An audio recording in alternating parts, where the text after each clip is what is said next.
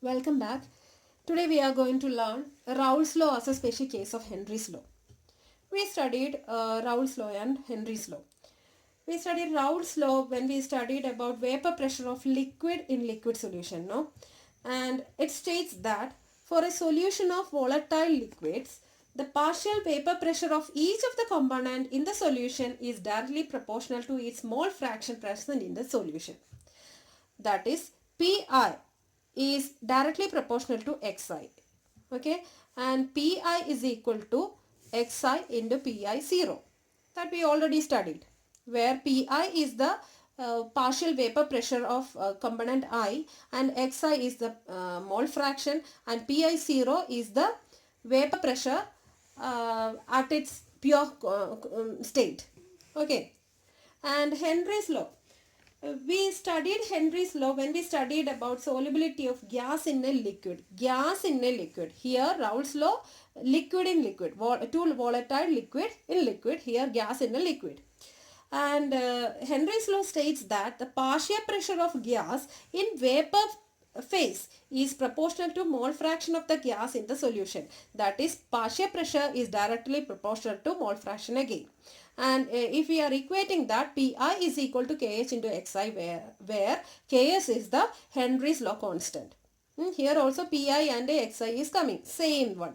The thing is that Raoult's law become Henry's law when Pi 0 is equal to Kh. And we have to study when that happened, no? Here we have taken two volatile liquids and here gas in liquid. Whenever this volatile liquid become gas, that means the volatile, the component is so volatile that the liquid, volatile liquid is whenever they become so volatile that it exists as gas, no. That time Kh is equal to Pi 0. Vapor pressure of solution of solid in liquid. Before going to that, I should give one definition for vapor pressure.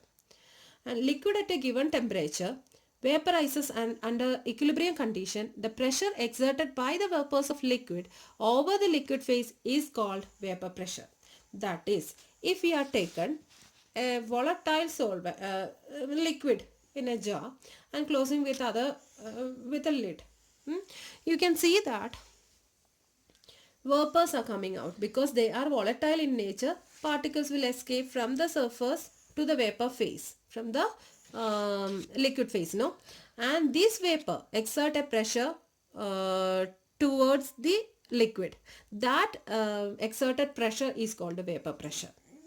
Okay, now we are going to study the effect of vapor pressure of solution of solid in liquid.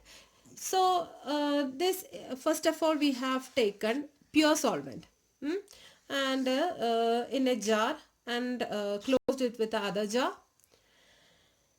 and because they are volatile in nature, the particles present in the surface escape to the vapor phase, and the vapor pressure will be there. Okay, and the second case, if we are adding a solute in the solvent, and after that we have closed with another jar, what will happen to the vapor pressure, no? So here you can see that in this jar now the particles of both solute and solvent are present throughout the container, is it? And surface also in surface also particles of solute and solvent are present. Okay, so the and the thing is that solute is non-volatile and solvent is volatile. So the number of volatile solvent particle is lower than the number of solvent particle present in the pure solvent taken in this jar. Okay, so that number of particles, that is solvent particle, escaping from the liquid to the vapor phase is decreasing here, is it? So that the vapor pressure also, the pressure exerted due to less particle also decreases, no? That means when we added solute, non-volatile solute to solvent, the vapor pressure decreasing. and the decrease in vapor pressure of the solvent depend on the quantity of non-volatile solute. Quantity means number of non-volatile solute present in the solution and not the nature. Okay. And we can plot a graph between vapor pressure and mole fraction. Here also Raoult's law is following, and according to Raoult's law, P1 is directly proportional to x1 and P1 is equal to x1 P1 0. Here we are not taking P2, and Y stands for the component 1. The component 1 means pure solvent, and 2 stands for solute only. And here P2 is not there because number 2, that is solute, is non-volatile. It will not escape to the vapor phase, so no partial pressure will be exerted by the solute.